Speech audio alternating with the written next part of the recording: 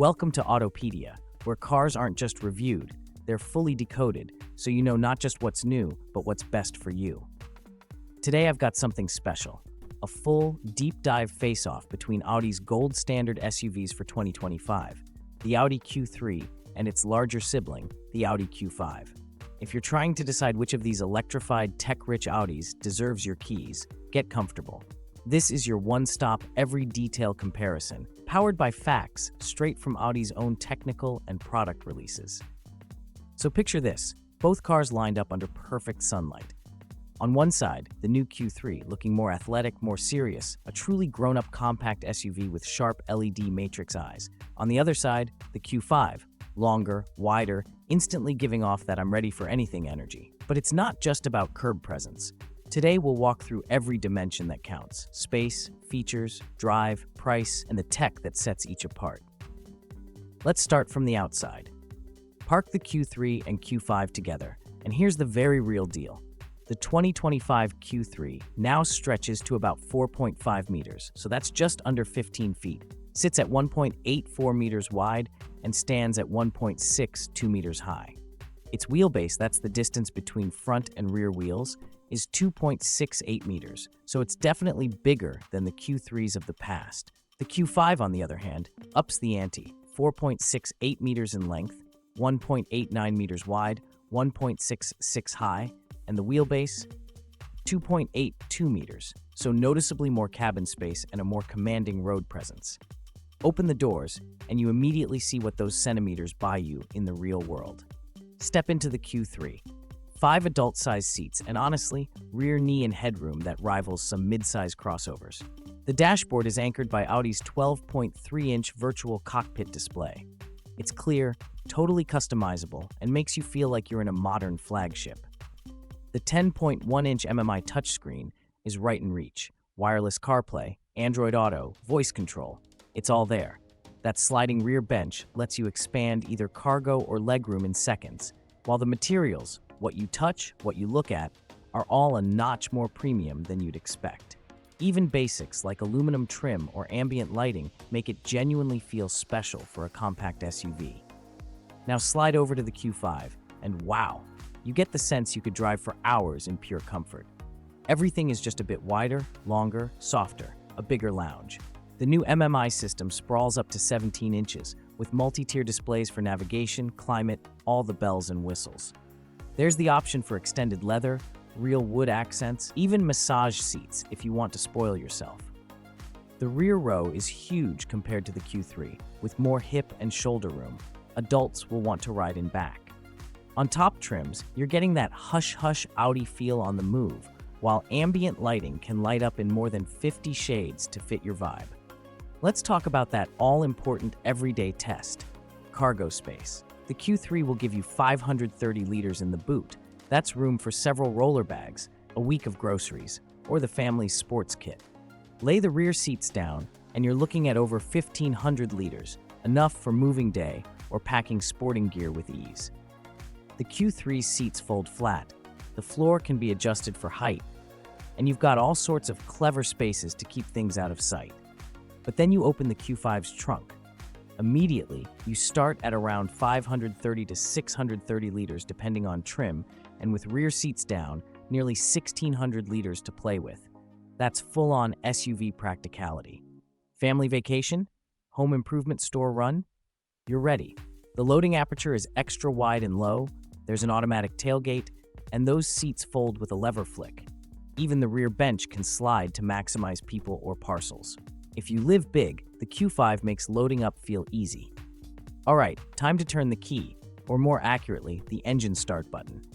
The Q3 entry engine is Audi's latest 1.5-liter mild hybrid, something like 150 horsepower, and with the help of a 7-speed dual-clutch automatic, it cruises city streets and highways with a blend of power and silence. But here's the magic. If you go plug-in hybrid, you get a total of 270 horsepower and an electric range that's downright class-leading, up to 119 kilometers WLTP. That means most daily commutes or errands could be entirely electric. There's also diesel for those who want traditional economy. The Q5, though, is where you turn if you want more giddy-up. The base is a 2-liter turbo, north of 200 horsepower, with Audi's famous Quattro all-wheel drive as standard. Step up to the Q5 TFSI-E, so the plug-in, and now you're talking nearly 380 horses, plus up to 104 kilometers of electric-only range. The acceleration is shockingly quick for a midsize SUV, and when you add in adaptive air suspension, you float over bumps, then hunker down for corners. The Q5 feels rock solid at speed, truly at home on autobahns and family road trips. Both Q3 and Q5 come stacked with the so-called modern necessities.